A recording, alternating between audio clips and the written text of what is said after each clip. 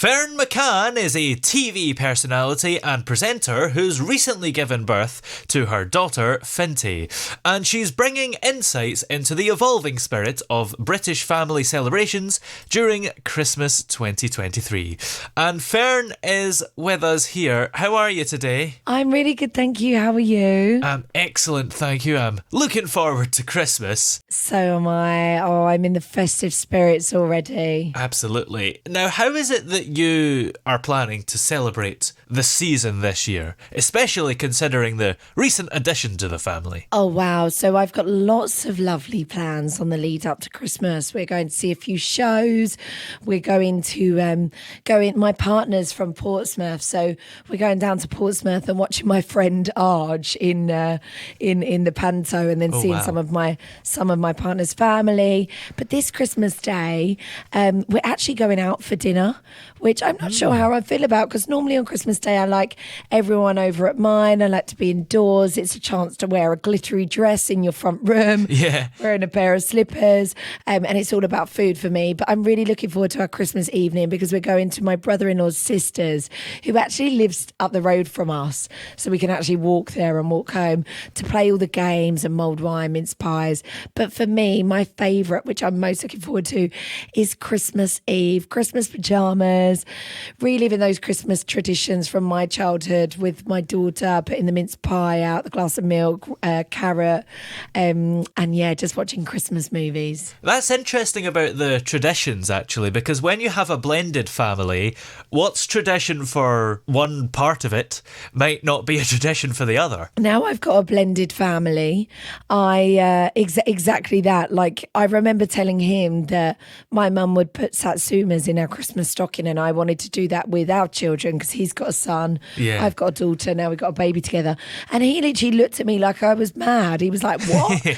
Never heard of that. And it's not until you find yourself in a relationship, or, you get with, you spend time with people who are not in your immediate family, that you actually start to realise how different and unique everyone's Christmases are.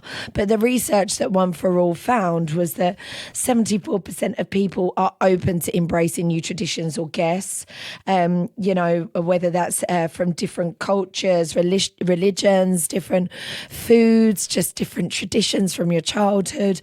And I think I'm actually part of that 74% because I think it makes Christmas a little bit more interesting, don't you think? Oh yeah, absolutely. And the research has also found that 1 in 2 people have had unexpected guests for Christmas. So how do you handle that, whether they're welcome or not? I think 7% of those said that their unexpected guest was an ex. Ooh. So I don't know about that. That would be a bit of a killjoy. But for me, unexpected guests. My house is very much an open house. I would hate for anyone to be by themselves on Christmas, whether it's a friend of a friend, or someone who can't get back to their loved ones, or a neighbour, or what have you. Anyone can come to our house, and I guess you prepare by doing extra roasties, extra stuffing balls, pigs in blankets, and then also the One for All gift cards. Honestly, they are such a fantastic gift because they really do cater to everyone's taste. So if you've got an unexpected guest, you make them feel extra special and welcome by gifting them a gift card. I like to keep some in my drawer. You can even get a digital one, so you can just pop to the next room, record a little video message and gift them one. And like I said, there is the gift card's compatible with over 170 brands.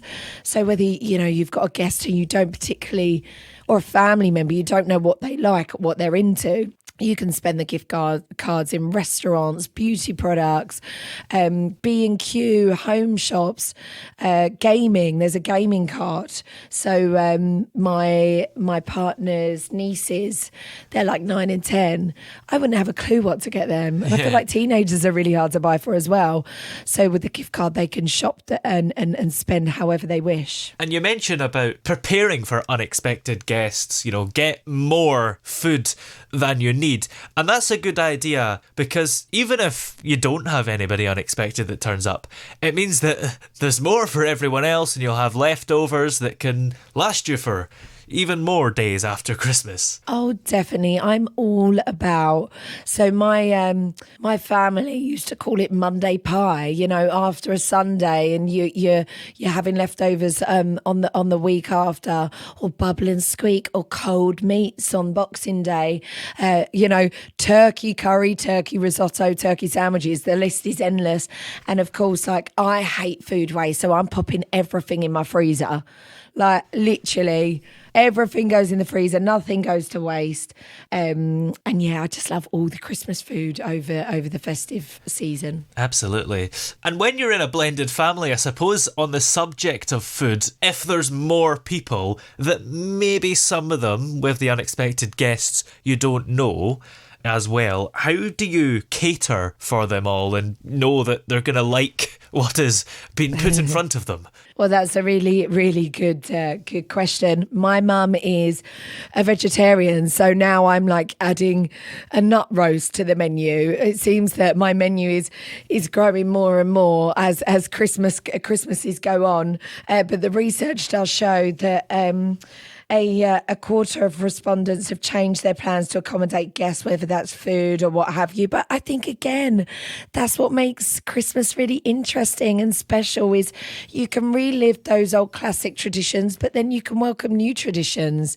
And that you can do that through your guests and their different tastes. And how do you make sure that it's kind of a harmonious and joyous Christmas celebration and avoid all the arguments that can happen in any family, whether it's blended or not? Well, yeah, Christmas, I guess you're seeing family members that you might not have seen for a long time.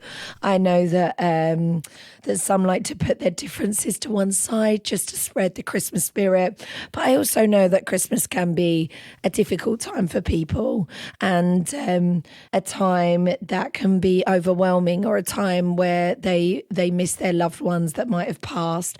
So I think it's all about, you know, making sure that you're reaching out to those, especially those that might be on their own.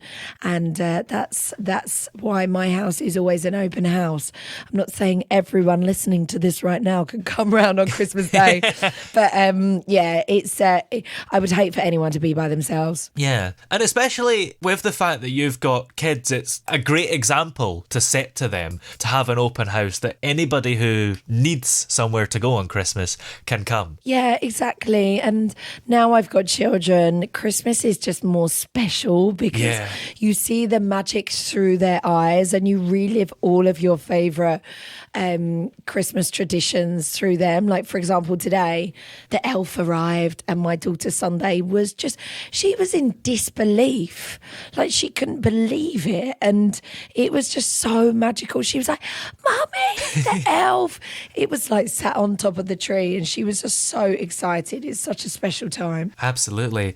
Well, where are we able to go to find out more information and get some help with all this if we need it?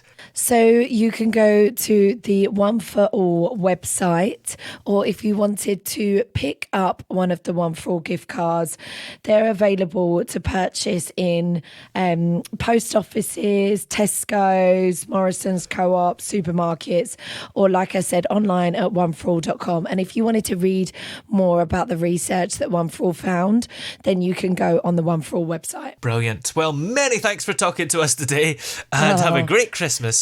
Thank you for having me. Merry Christmas.